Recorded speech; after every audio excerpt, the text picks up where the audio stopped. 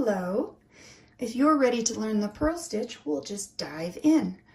What I have here is a beginning of a knitting pattern that asks me to knit 3 rows and then asks me to knit 3 more stitches. After that, I will be purling the rest of the row.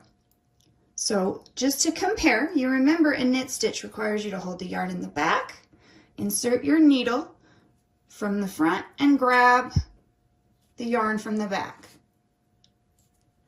So we have 3 knit stitches in our pattern, and now we can learn the purl stitch.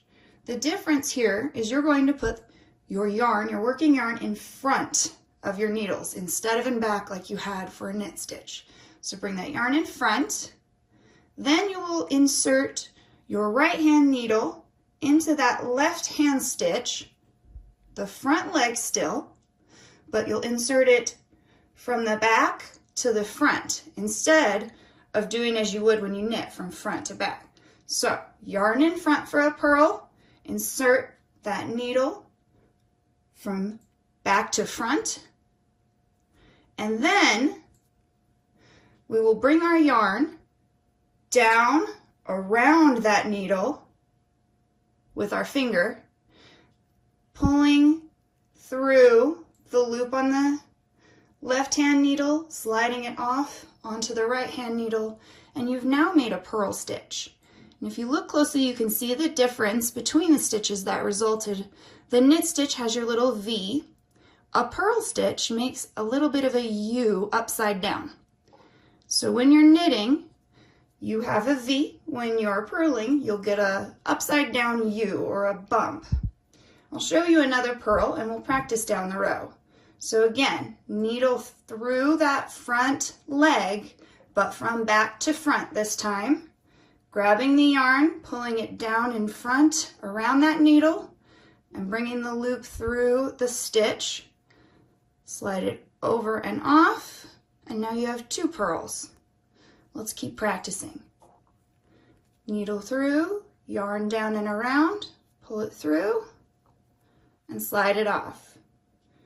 And we'll do that down the row just so you can watch and see how that goes.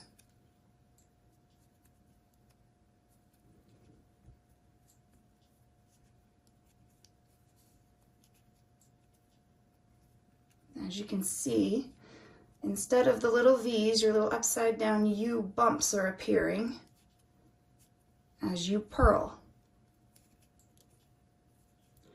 And the last 3 stitches of my pattern would need to be knit stitches. So just to contrast again, the purl had the yarn in front, the knit always has the yarn in back. We'll knit again. And finish out that row so that you can see the difference of the stitches. You'll end up where every purl was a little bump, and where every knit was a little V. Let's turn our work again and see what happens if we knit another row. This will introduce you to what's called a stockinette stitch, which is when you alternate knit and purl rows, which creates that nice flat knitted pattern that you're so often used to seeing when you think of classic knitting. One quick knit row so I can hold it up for you and show you what will start to form when someone tells you stockinette stitch. You'll have a sort of idea what they mean.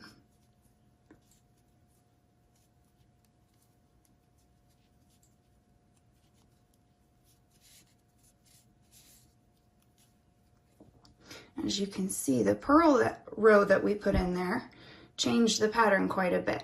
These 3 knit rows created a garter stitch pattern, and then we added in that purl row with our knits and alternated, and that created a stockinette stitch, which makes that flat V pattern that you see there on the front side. If you flip that over, this is called the purl side, and you'll see the difference here. Purls all have those little upside down U's that kind of look bumpy. So I hope that this was helpful to you.